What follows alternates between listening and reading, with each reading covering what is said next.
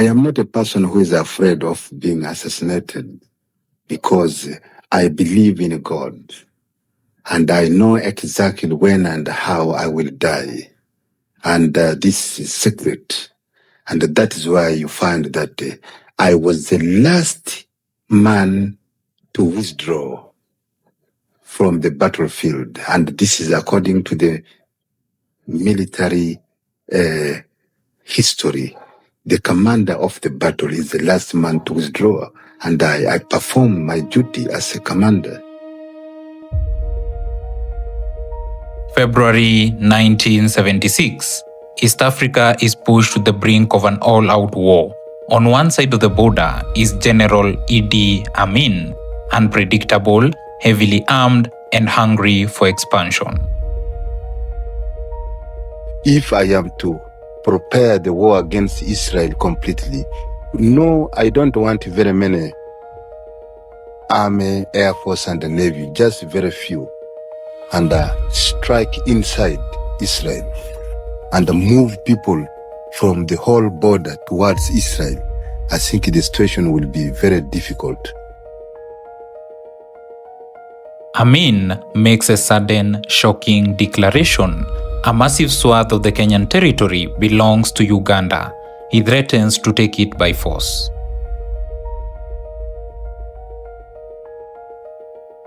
Then we must really face them militarily because we are capable of fighting against them, of liberating that country. I would hope that we can bypass bloodshed. It would be another thing for East Africa. It would really retard our progress terribly, and we need progress. What we should be doing is not arm ourselves. What we should be doing is get on with the job and just to make things much easier for our people than they are at the moment. Kenya is outgunned, but Kenya's founding father, Jomo Kenyatta, doesn't need a bigger army. He just needs a bigger bluff. In Africa, all presidents kill. You kill. So nobody should condemn Amin killed. Everywhere they killed. Even in South Africa, they kill. Everywhere they kill.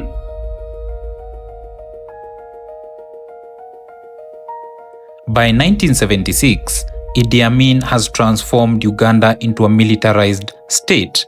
Flushed with Soviet hardware, Amin's army was formidable, and he needed a distraction from a failing domestic economy.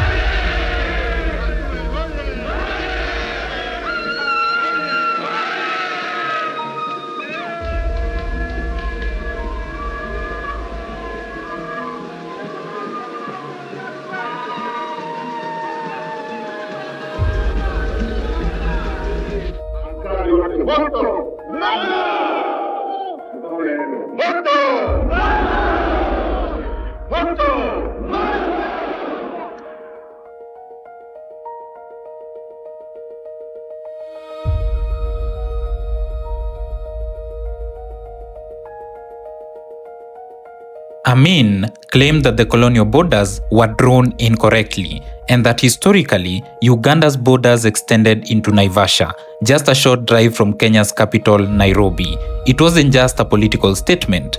Amin mobilized troops to the border. He was testing Kenyatta.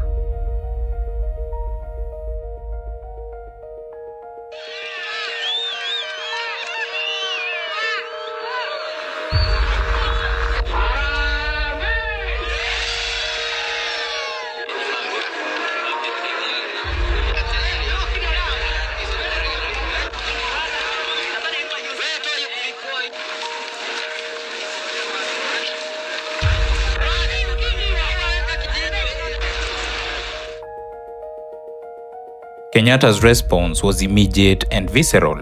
At a massive rally at Uhuru Park, the 86-year-old president drew his own line in the sand.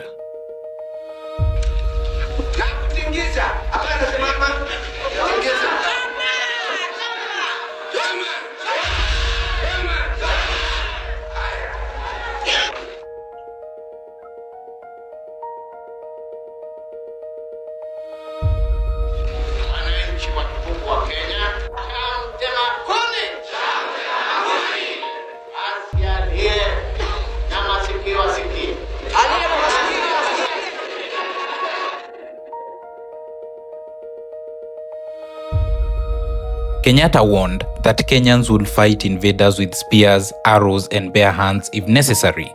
But behind closed doors, the Kenyan security apparatus knew spears wouldn't stop Soviet tanks.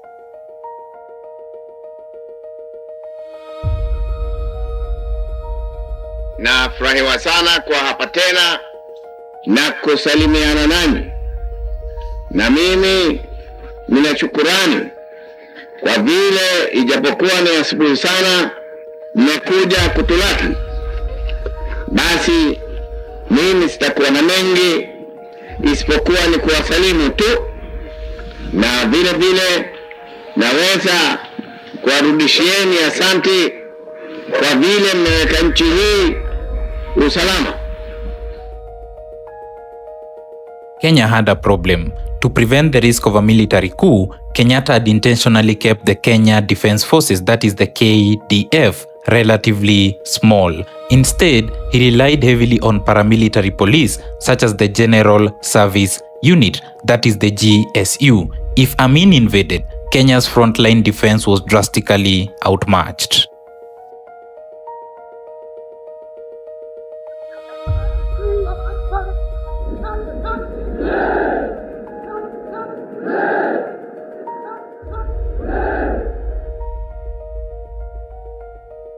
So, Kenyatta and his defense chiefs engineered a psychological masterstroke. They ordered the elite, heavily armed KDF military units to the border, but they didn't deploy them as soldiers, they deployed them as cops.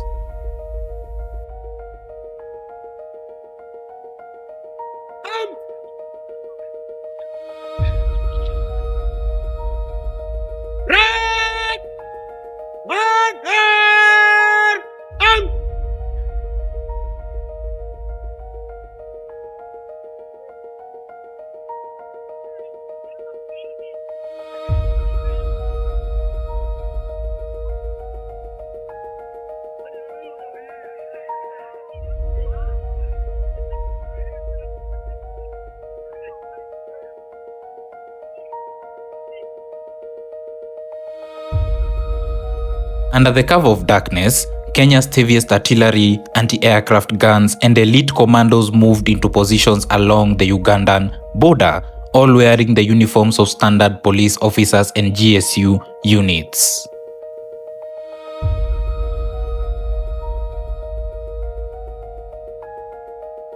The objective was purely psychological. They set up heavy artillery right where the Ugandan scouts could see them. They wanted Amin's generals to look through their binoculars and panic.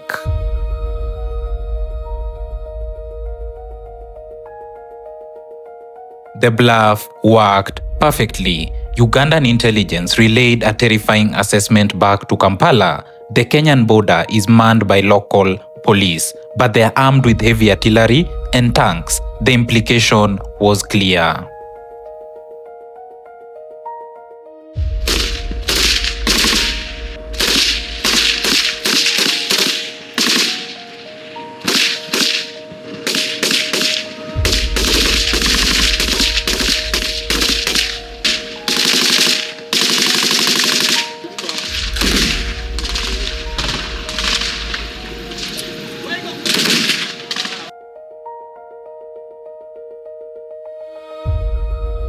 The Ugandan army commanders panicked. If this is what their regular traffic cops and police are armed with, what in the world does their actual army look like? It completely broke their morale.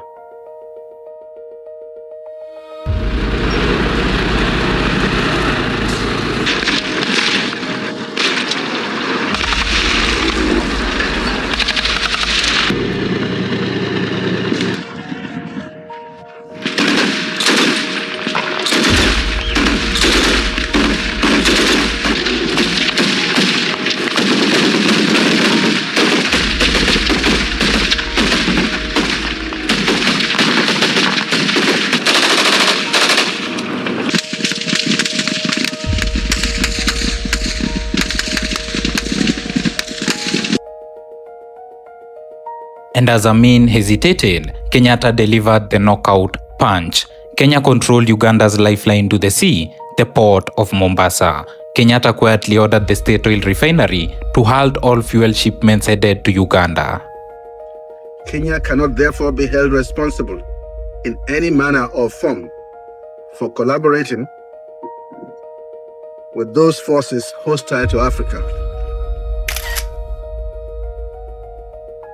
Within days, Amin's war machine ground to a halt. You cannot launch a tank invasion when you don't have the diesel to turn the ignition.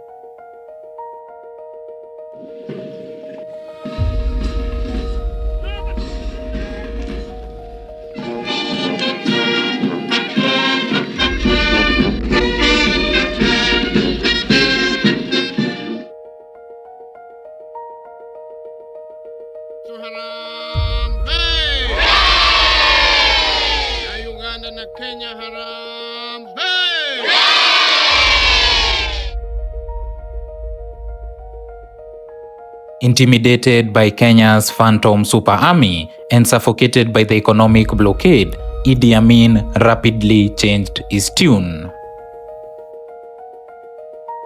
They have not even made any resistance in Uganda because my plan that as a founder member and as a founder of the economic independent in Uganda, it will be very shame if I am to destroy my own town, capital city. They found all capital city is full, and they found Ginger, it is full. And therefore, I directed my officers and the men of the Uganda Armed Forces not to harm anybody, not to steal, not to destroy any industry or any building, and we never. So we withdraw safely. The crisis was over. Not a single shot was fired. 3 years later, Idi Amin's reckless aggressions will catch up with him, and he will be driven from power and into exile. Jomo Kenyatta died in office in 1978, leaving behind a legacy of fiercely protecting Kenya's sovereignty.